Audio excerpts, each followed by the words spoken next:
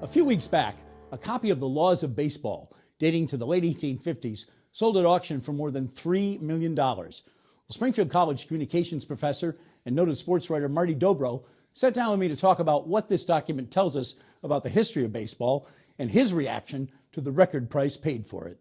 I guess it shows the place of baseball still in America, the importance of its history as part of our American history. Other games have certainly been ascendant. We see basketball and football very prominently in our culture. Baseball does not stand alone in America anymore, but I think it still has a hold on the pulse of this country.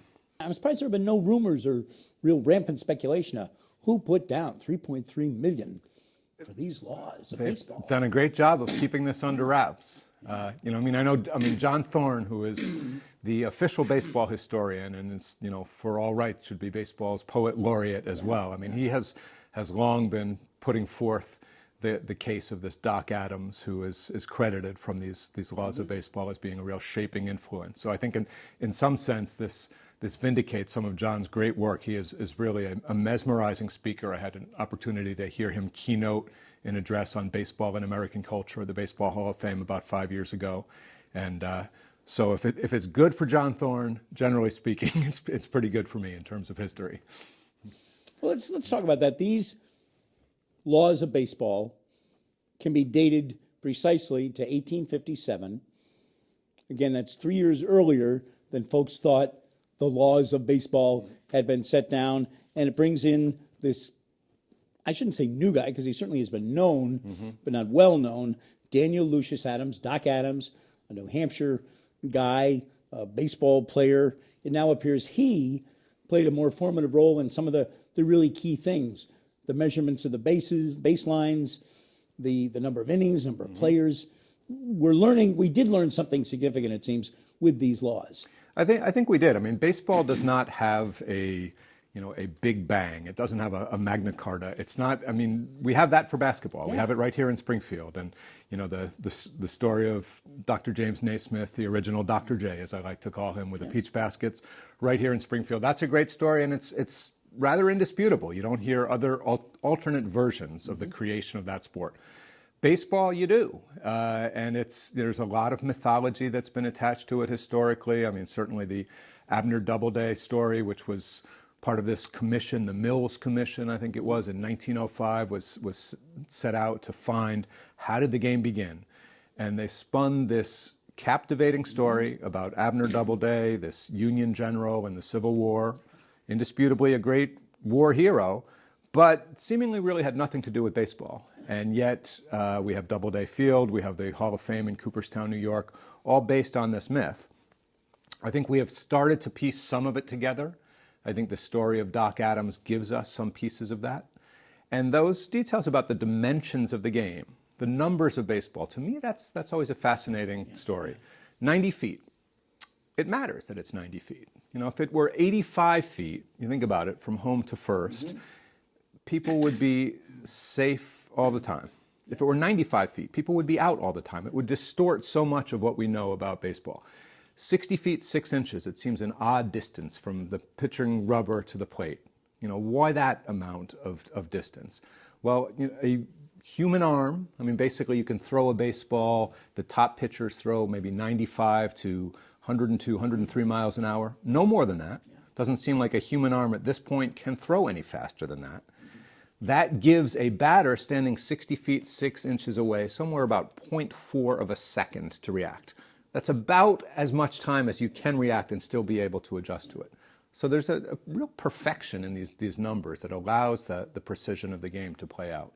And that's the amazing thing, because today we have all kinds of biometrics that you could see being used to measure and figure that out, what reaction time you're going to need, literally what time it's going to need to go from the eye to the brain to the arm, and they didn't have any of that. None of that was available. They've come up with this perfect symmetry, it seems. It really is remarkable. And so the numbers about baseball are so exquisite, these distances, and obviously that, the hallowed historical numbers, they matter.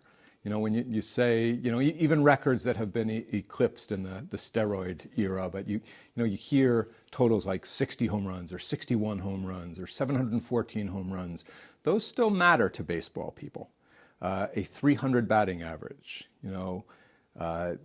300 wins. Those numbers have significance, and they have significance across time. I think that's one of the things that allows for the continuity of baseball in the public eye.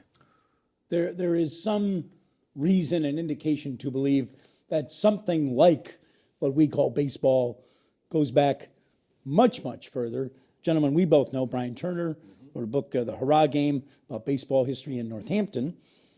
Said he's found references in early town histories, Pittsfield in the late 1700s, I think it's 1791, in Northampton, of references to telling people don't play baseball. The first time the term, I think, was ever used that they can find recorded, that was in Pittsfield, or bat ball in Northampton. Don't play it near the town meeting hall because the windows are getting broken and it's costing money to fix them. So something like what we call baseball existed quite some time ago. Presumably so. I mean, we have, the technology for recording history is so much different now, and it's evolving in real time. I just read something about a contact lens that's being tested that's going to allow people to videotape events out of their own eyes. You think about how that can transform personal and social history. You go back, certainly to the 1790s, or you go back to 1857 or any of these dates, we didn't have anything to record history other than, parchment and ink, quill pens. We rely on the good faith effort of historians, and sometimes we can piece it together reasonably well, sometimes not. Clearly there was a long history of the world that predated the United States. There was a history of the United States that predated baseball. Sometime in the 19th century, there were games that were played that were baseball. Sometime perhaps before then, we had something like this. But it's all a very recent phenomenon. It seems to me, as I was thinking about this, and how you had said to me the other day, when we were planning on you coming in, you mentioned here today, we don't have that big bag moment.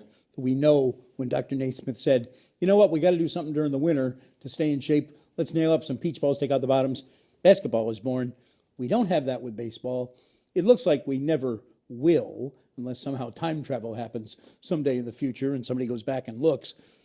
But it seems to me there's a certain ethereal beauty to that and the mysticism of baseball that we don't know, that it just came somehow to us. I like that. I like that approach to it. I mean, it's ironic in the sense that, baseball is the game that is most connected to our history. It's a game that really relies on history, and yet the history of the game itself is a mystery.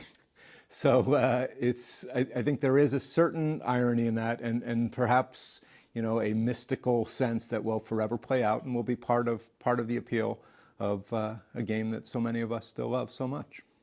Marty Dobrow, always a pleasure to see you, sir. Thanks for coming in, giving us your perspective on this great baseball story. Thank you so much.